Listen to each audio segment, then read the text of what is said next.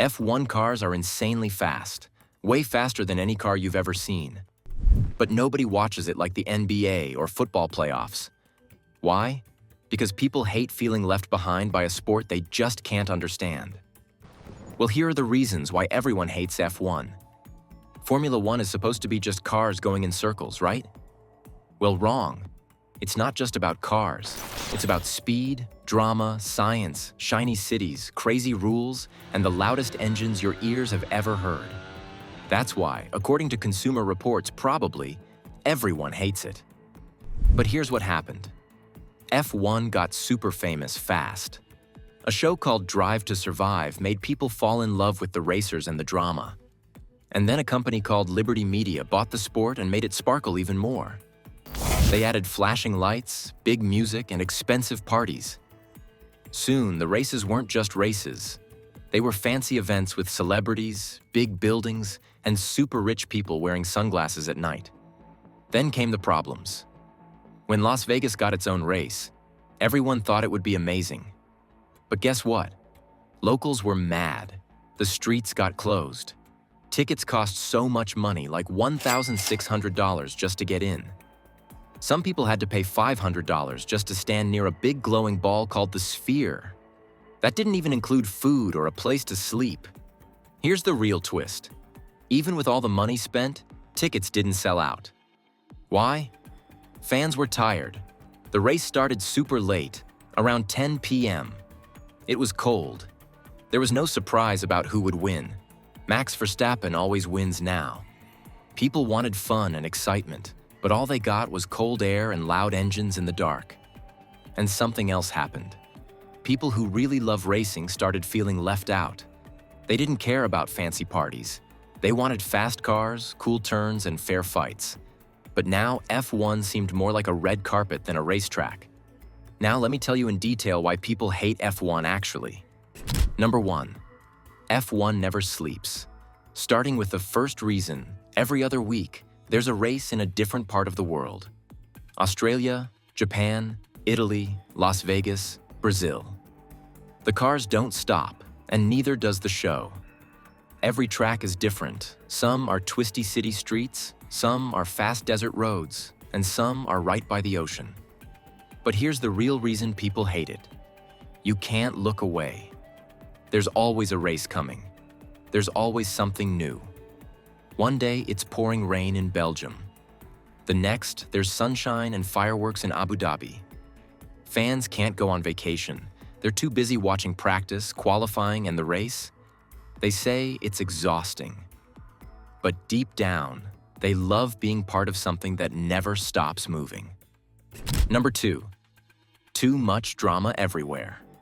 Next, the big mess. People say F1 is too dramatic. And wow, are they right? Drivers yell over the radio. What the are you guys saying? Teams blame each other. Fans pick sides like it's a superhero movie. There are crashes, big ones, penalties, angry team bosses, and sometimes even teammates fighting each other. Remember the driver who walked away from a flaming car?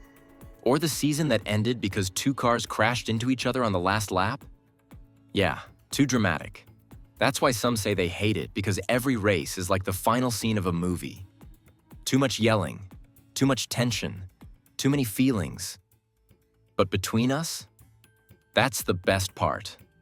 Nobody ever forgets the big moments in F1. Number 3. The cars are too smart. Let's talk machines now.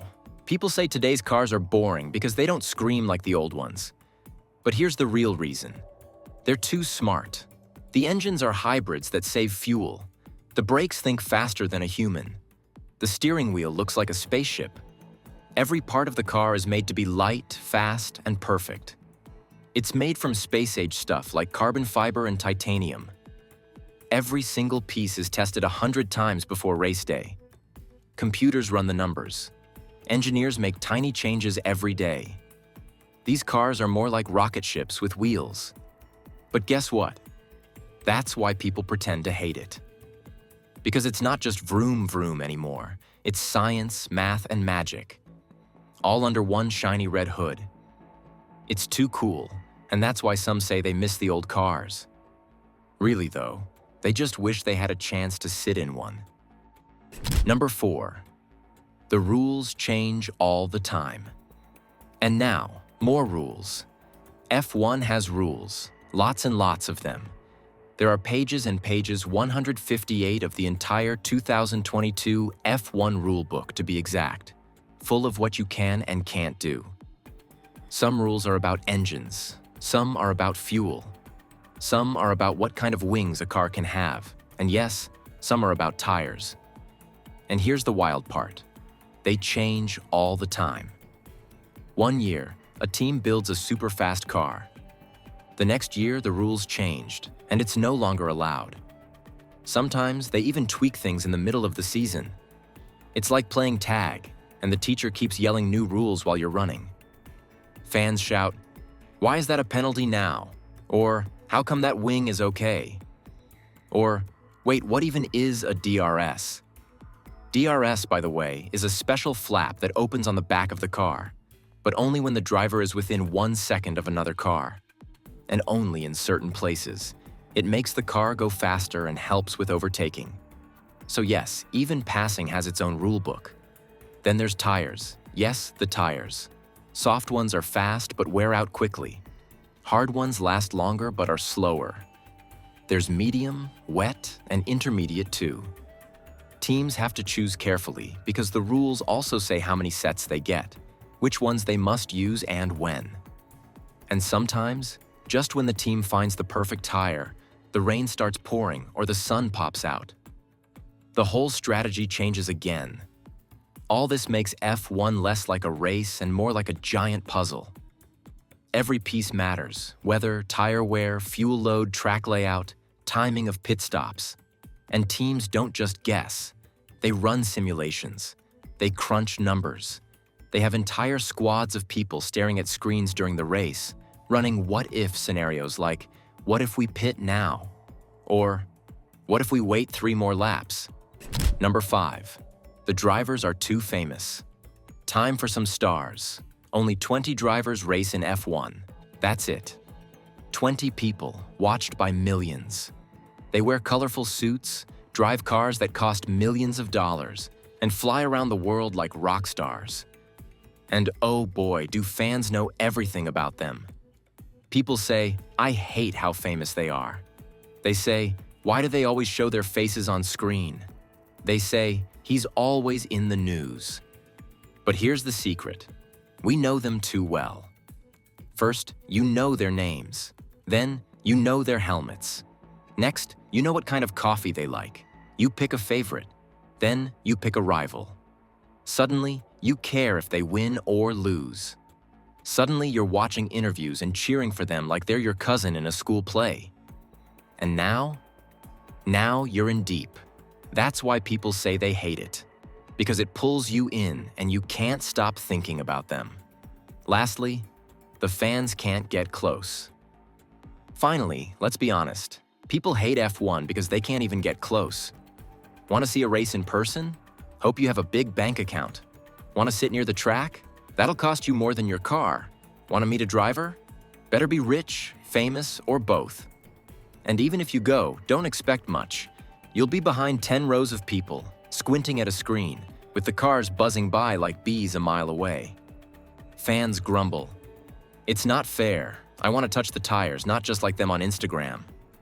F1 feels like a shiny party you weren't invited to. But here's the real problem. It keeps pulling you back. Even when one driver keeps winning, F1 finds a way to shake things up.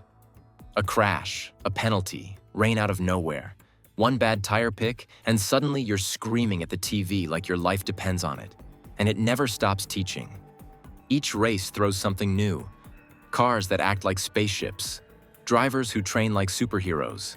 Tracks that go from sunny deserts to rainy city streets. Every weekend is different. Every rule change is a mystery. It's too much. So yes, people say they hate it. But really, they hate how much they love it. Because F1 always delivers. Even if you're stuck behind a fence, even if you're yelling at clouds, it's the best show you were never meant to be part of but can't stop watching. Think we missed a reason? Drop it in the comments. Don't forget to like, subscribe, and hit that bell icon before F1 drops another surprise on us.